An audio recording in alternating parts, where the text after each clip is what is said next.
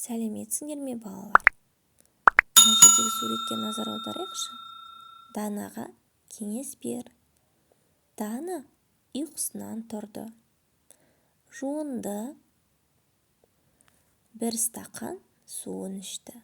Содан кейін сабағына дайындалды. Дана тамағын ішті. Сосын аулаға шықты. Дана достарымен жолықты. Балалар, біз бұл сурет арқылы Дананың не істегенін біліп тұрмыз. Сонда балалар, біздің әр күндегі іс-қимылымыз ол заттың қимылын білдіретін сөздерді біз не істеді, не қылды, қайтты деген сұрақтар арқылы байланыстырамыз. Сонымен балалар, ана тілі оқулығындағы 70-ші жаңа сабақ заттың қимылын білдіретін сөздермен бүгінгі сабақта танысатын боламыз. Ендеше бірінші жаттығу мәтінді түсініп оқы. Табиғат құбылыстары. Табиғатта әртүрлі өзгерістер болып тұрады. Күн мен түн алмасады. Жаңбыр, қар, бұршақ жауады. Жел соғып, күн күркірейді. Найзағай жарқылдайды.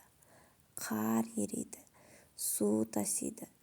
Өзендер мен көлдерге мұз қатады. Табиғаттағы мұндай өзгерістер табиғат құбылыстары деп аталады. Бұл мәтін балалар дүниетану анықтамалығынан алынған. Табиғатта қандай өзгерістер болады екен балалар? Түрлі өзгерістер болады екен. Күн мен түн алмасып, жаңбыр, қар, бұршақ жауып, жел соғып, күн күркірейді екен. Табиғат құбылысына нелер жатады екен балалар? Болған құбылыстың барлығы, яғни қар ерісе де, су тасса да, мұз қатса да, бұның барлығы табиғат құбылыстарына жатады екен. Жарайсыңдар балалар. Олай болса, жаңбыр, қар, бұршақ жауады деген сөздер не істеді? Жел соғып, күн күркірейді. Не істеді? Қайтты деген сұрақтарға жауап беріп тұр. Балалар, ендеше екінші жаттығуға назар аударайық. Көп нүктенің орнына керекті сөзді қойып жаз. Күн мен түн алмасады. Жаңбыр, қар жауады. Күн күркірейді. Найзағай жарқылдайды. Солай балалар, жазған сөздеріңе сұрақ қойыңдаршы.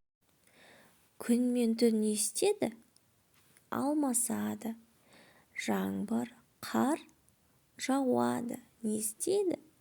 Жауады. Күн күркірейді. Күн не істейді?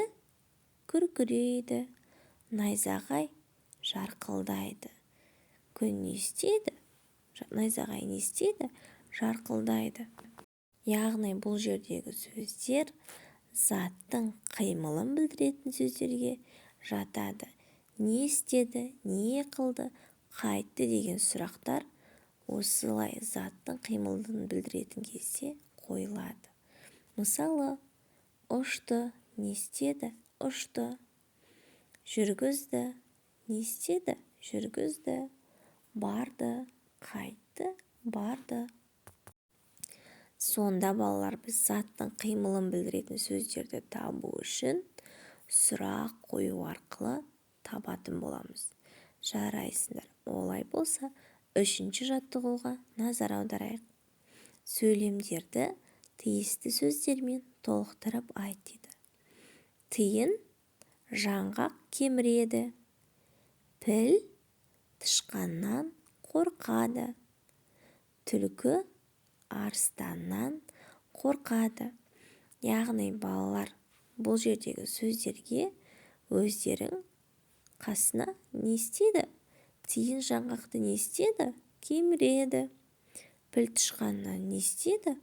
Қорқады. Яғни сұрақ қоя отырып, заттың қимылын білдіретін сөзді қоятын боламыз.